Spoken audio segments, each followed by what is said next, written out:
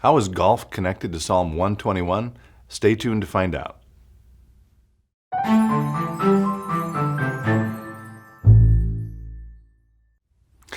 Hello, friends. Good to be with you as always. Thank you for taking a little time to be with me today. In the last few days before taping this, there's been some news in the golf world. Tiger Woods, you may have heard this, had a major accident and a big injury. Prayers go out to him for healing. And of course, we're not golfing in Minnesota yet, but the PGA is ramping up. I happen to love golf, so I've been paying attention to that. And I'm just sort of thinking about it. Maybe I'm dreaming about the day when we can golf again here. And I was reflecting about the game, which I love, but which is a hard and difficult game, that when I play around, sometimes you get wrapped up in the challenges, the difficulties, the frustrations of the game not going how you want it to go. And I try at least every round, maybe once, maybe more than once, just to sort of step back from those frustrations and look around me. And honestly, I do end up saying a prayer of gratitude for the surroundings, which are usually beautiful, for the people I'm with, I'm always privileged to play with good friends and people I enjoy hanging out with. And I sort of try to get out of the pain, the difficulty, the frustration of the game and appreciate what I'm experiencing. And that got me thinking about a psalm, a famous psalm in the Bible. It's Psalm 121. And it's maybe not a perfect analogy, but as I play these rounds again, I literally sometimes have to lift my head up to look around. And Psalm 121 begins with that line, I lift up my eyes to the hills. From where will my help come? My help, it goes on, comes from the Lord who made heaven and earth. And then the psalm talks about difficulties we face. God will not let your foot be moved. He who keeps you will not slumber. He will never sleep. In other words, he'll pay attention to you. He who keeps Israel will neither slumber nor sleep. The Lord is your keeper. That's a word that comes up again and again in the psalm. The Lord is your shade at your right hand. The sun shall not strike you by day, nor the moon by night. So it's lifted up, stubbing your toe or twisting an ankle, sort of a physical calamity, or the pain of sunstroke, or the difficulties of, in the ancient world, what would have been called moonstroke. If you're on an arduous, lengthy journey, maybe you're tired out and you end up going a little crazy. Lunacy, the word lunacy is related to the word for moon, of course.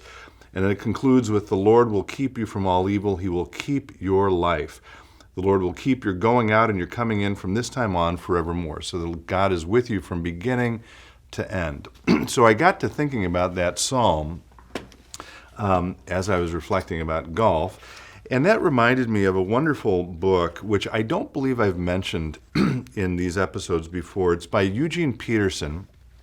You may know the name Eugene Peterson because he wrote a translation of the Bible called The Message, or a paraphrase of the Bible, maybe better, called The Message, which is still very widely respected. It's a nice way to sort of read the Bible in sort of different language. So this book is called A Long Obedience in the Same Direction. The subtitle is Discipleship in an Instant Society, and it's all about there are how many of them? 15 Psalms from Psalm number 120 to 134, so that includes 121, which together are called the Psalms of Ascent, as in you're ascending. And they would have been sung, we believe, as the Hebrew people or the Jewish people ascended on their way to Jerusalem 3 times a year for the major Jewish festivals. And so they would sing these psalms or recite them as they made their journey. And as a result, these psalms have become well known as psalms sort of for our journey of life as well. And I would commend the book. It's a wonderful book. It's a wonderful way to get into these psalms.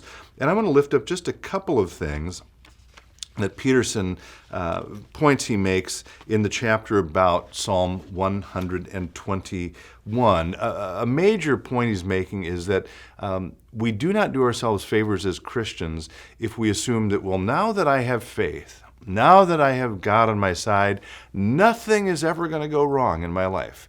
That is a real mistake. It's a huge error, and it can cause all kinds of problems. And so he reinforces in this chapter in a variety of ways, and again, I'm not going to read the whole thing, that the point of the psalm isn't to say you'll never have any trouble. The point of the psalm is to say, in your trouble, God will be with you. So let me lift up a couple of short statements from this beautiful chapter about Psalm 21 from Eugene Peterson. The first one, again, reinforces the point I just made. The promise of the psalm, and both Hebrews and Christians have always read it this way, is not that we shall never stub our toes, but that no injury, no illness, no accident, no distress will have evil power over us. That is, that none of those things will be able to separate us from God's purposes in us. And he goes on to say then, no literature is more realistic and honest in facing the harsh facts of life than the Bible.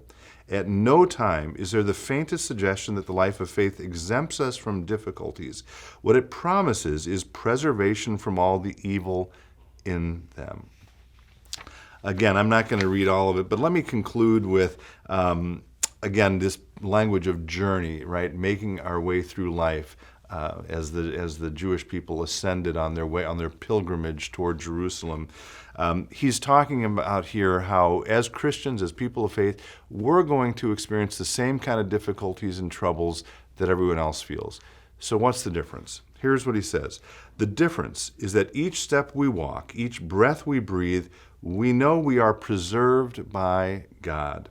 We know that we are accompanied by God. We know we are ruled by God, and therefore, no matter what doubts we endure or what accidents we experience, the Lord will preserve us from evil.